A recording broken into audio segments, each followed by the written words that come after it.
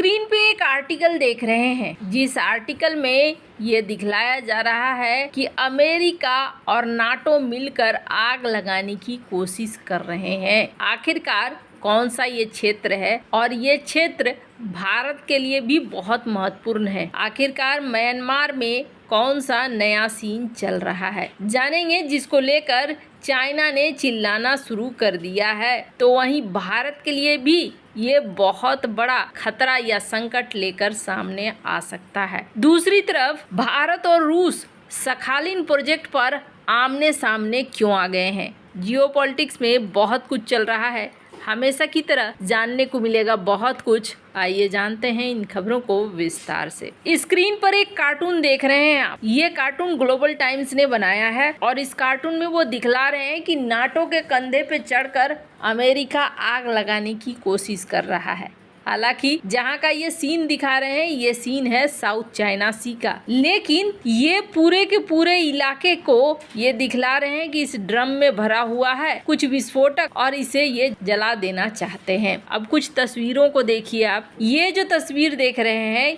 ये तस्वीर थाईलैंड की है जहाँ विदेश मंत्री चाइना के पहुँचे हैं और यहाँ थाईलैंड के बाद वो पहुँचे हैं म्यांमार में भी ये मुलाकात कर रहे हैं। इस मुलाकात के साथ ही एक आर्टिकल पब्लिश होता है ग्लोबल टाइम्स में, जिसमें कहा जा रहा है कि यूएस मीडिया हमारे शांति वाले प्रोग्रामों को झूठ मूठ को बढ़ाकर दिखलाने की कोशिश कर रहा है और अशांति फैलाने की कोशिश कर रहा है। हम तो साउथ एशिया में चाह रहे हैं कि सारी चीजें ठीक हो जाए, देश अब सुरक्षित हो, बढ़िया से हो। अब असली कारण क्या है? असली कारण ये है कि जहां एक तरफ चाइना के विदेश मंत्री भ्रमण करने को निकले हैं, तो वहीं दूसरी तरफ अमेरिका म्यांमार के अपोजिशन से मिल रहा है। रॉयटर्स की इस खबर को देख सकते हैं, इन्होंने खुद पुष्टि की है और ये यहाँ पर मदद देने को तैयार है ऑपोजिशन को, जो सैनिक जुंटा सरकार के खिलाफ में खड़े हैं। अब तो ऐसा लगता है जैसे चीजें धीरे धीरे खुलकर सामने आने लगी है। निकी एशिया की अगर इस रिपोर्ट को देखेंगे तो इस रिपोर्ट के अनुसार अमेरिका यहाँ पर म्यांमार में एक भूमिका निभा रहा है जो कभी भी बैकफायर कर सकता है। बैकफायर इसलिए करने की बात ये कह रहे हैं क्योंकि फिर शांति इस क्षेत्र में कभी आएगी नहीं, ये तय है। अब अगर इन सारी कड़ियों को देखें तो भारत के लिए सबसे बड़ी समस्या है। क्या समस्या है? यहाँ जो गेम है, ये गेम बहुत लंबा चलने वाला है। मिजोरम मणिपुर के साथ भारत की सीमा रेखा साझा होती है म्यांमार के साथ। अब म्यांमार में जो ये खेल चल रहा है, ये खेल चाइना और अमेरिका दोनों की एंट्री यहाँ पर हो चुकी है। अब चाइना यहाँ क्यों पहुँचा है, इसको ऐसे समझिए। चाइना को मलक्का स्ट्रेट का तोड़ चाहिए और मलक्का स्ट्रेट का तोड़ कहाँ कहाँ से निकल सकता है? चाइना का मलक्का स्ट्रेट का तोड़ निकल सकता है एक तो सीपेक के जरिए, यानी पाकिस्तान का सीपेक इसके लिए खास है। और दूसरा तोड़ कहाँ से निकल सकता है? दूसरा निकल सकता है थाईलैंड से, जो हमने बात करी थी, कराक कनाल, वहाँ से तोड़ निकल सकता है। और तीसरी बड़ी चीज कहाँ से ये तोड़ निकाल सकता है, वो है म्यांमार, बांग्लादेश। यहाँ से भी उसे तोड़ मिल सकता है अपने सामानों को, अपने व्यापार को जारी रखने के लिए। उसे 70% 80% के लिए मलक्का स्ट्रेट पर निर्भर नहीं रहना पड़ेगा। तो यहाँ चाइना एक्टिव हुआ है। चाइना के एक्टिव होने के साथ साथ देखने को मिल रहा है कि अमेरिका भी एक्टिव हो गया है। अमेरिका ने जिस तरीके से, ये रॉयटर की खबर कह रही है कि म्यांमार में ये विपक्षी दलों को सपोर्ट करने को तैयार है, तो इसका मतलब है कि आने वाले समय में अभी म्यांमार भी झुलसेगा, बांग्लादेश भी झुलसेगा, भारत के अड़ोस पड़ोस में बहुत सारी चीजें होंगी। हालांकि भारत ने बीएसएफ के साथ मिलकर म्यांमार बॉर्डर को सील करने का ऑर्डर भी दिया है, लेकिन ये चीज़ें इतनी आसान नहीं होती हैं कि तुरंत चाहा और तुरंत सारी चीज़ें ठीक हो जाएंगी। मतलब यहाँ पर अभी बहुत लंबा सीन होने वाला है भारत के पड़ोस में। भारत को सजग रहना होगा क्योंकि अब यहाँ पर जो खेल है, ये खेल काफ़ी बड़ा होने लगा है और हो सकता है इसका रूप आने वाले दिनों में बहुत ही खराब देखने को मिलने लगे। खैर, जहाँ एक तरफ ये सब कुछ चल रहा है, वहीं दूसरी तरफ एक मुद्दे पे आकर भारत और रूस आमने सामने आ गए हैं।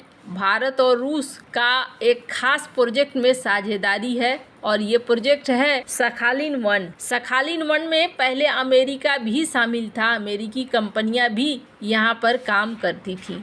लेकिन जब से ये युद्ध शुरू हुआ, इस युद्ध के बाद सखालिन प्रोजेक्ट से अमेरिकी कंपनियां निकल गईं और अमेरिकी कंपनियों के निकलने के बाद भारत रह गया। और वैसे सखालिन-1 में भारत के ONGC की अच्छी खासी साझेदारी रहा करती थी। अब इसमें क्या होता है, सखालिन द्वीप से ये तेल निकालने का काम करते थे। पहले इसमें एक्सॉन मोबाइल जो कि अमेरिकी कंपनी थी वो भी शामिल थी, भारत की तरफ से ONGC शामिल थी और एक नेपाल की कंपनी भी, एक जापान की कंपनी भी इसमें शामिल हुआ करती थी। जैसे ही युद्ध शुरू हुआ है वैसे ही ये चीजें बिखर गई और जो कंसोर्टियम था वो कंसोर्टियम यहाँ पर फेल हो गया और सारी हिस्सेदारी बची हुई, अमेरिका की हिस्सेदारी जो 30% की थी वो चली गई रूस के पास और जापान की हिस्सेदारी 30% रह गई, भारत की 20% रह गई। ये प्रोजेक्ट कुछ इसी तरीके से चलने लगा, पर